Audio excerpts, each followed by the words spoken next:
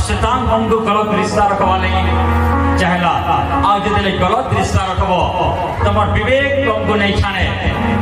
परमेश्वर तुमको हईते पारे क्षमा करी हईते पारे परमेश्वर तुमको क्षमा करी किंतु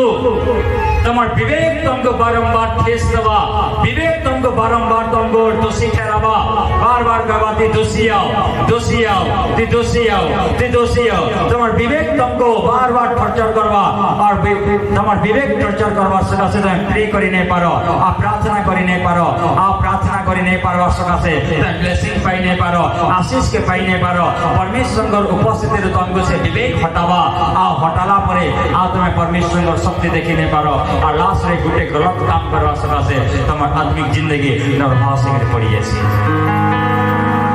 गुटे गलत करवा सकाशे